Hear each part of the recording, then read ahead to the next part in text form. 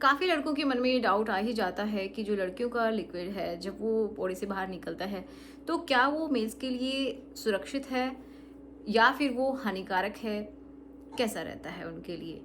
तो उसी की हम बात करेंगे। तो देखिए, ये लिक्विड एक्चुअल में होता क्या है, पहले उसको समझते हैं। तो जो फीमेल की बॉडी है, जब वो एक्साइटेड फील करती है, वो अराउज फील करती है, तो उस समय उसके उस हिस्से से लिक्विड रिलीज होता है, हल्का सा चिपचिपा या पानी के जैसा होता है। तो ये कहाँ से आता है एक्चुअल में, कुछ लोगों को लगता है कि यूरिन है या फिर वो नॉर्मल तरल पदार्थ है। तो एक्चुअल में क्या होता है ना कि जो स्कैन्स ग्लैंड होती हैं वो उनका लिक्विड होता है। ओके, तो ये आपको डाउट क्लियर हो जाना चाहिए। तो वो जो लिक्विड है वो शुरुआत में निकलता रहता है, एंड उससे क्या होता है कि जब ऑपरेशन बनाते हैं तो आपको फ़ायदा रहता है कि आप ल्यूब अगर बाई चांस इस्तेमाल ना भी करें तो भी काम चल जाता है, क्योंकि नेचुरली ल्यूब का ही काम करता है। ओके, एंड उससे मेल्स में एक कॉन्फिडेंस भी आता है कि उसकी जो पार्टनर है वो इस प्रोसेस को अच्छे से इंजॉय कर पा रही है और वो एक्साइटेड भी है। ठीक है, एंड एंड में भी एक थोड़ा सा लिक्विड और रिलीज होता है इसी तरीके का। तो ये भी बताता है कि वो जो फीमेल है वो पूरी तरीके से संतुष्ट हो चुकी है। तो ये जो लिक्विड है ना, अब बात करते हैं कि हानिकारक है या फिर नहीं है। तो अगर ये जो मेल का जो पार्ट है उससे टच होता है वो लिक्विड, या फिर उसकी बॉडी पे कहीं टच होता है, तो वो जहरीला नहीं है। वो एक तरीके से हम बोल सकते हैं कि वो कुछ गलत नहीं है, वो एक बॉडी का ही फ्लूइड है।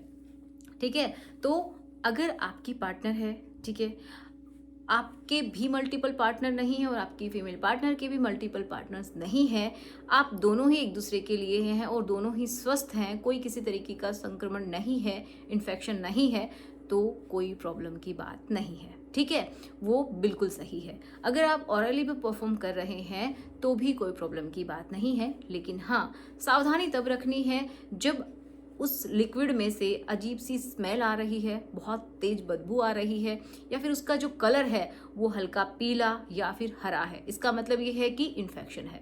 उस समय आप करने से बचें, बिल्कुल ना करें। ओके, ना ही आप अपने मुंह से करें, ना ही उस हिस्से से। तो बिल्कुल भी आपको उस समय परफॉर्म नहीं करना है।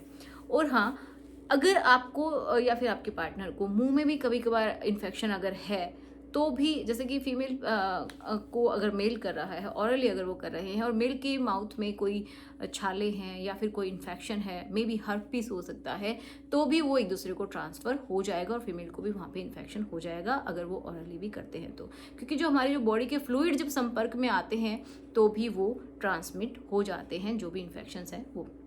तो अगर एसटीआई का आपको संदेह है तो ना करें। तो सबसे अच्छा है कि आपको प्रोटेक्शन का इस्तेमाल करना चाहिए। अगर आपको ऐसा लग रहा है तो प्रोटेक्शन का अगर इस्तेमाल करते हैं तो आप एसटीआई से भी बचे रहते हैं।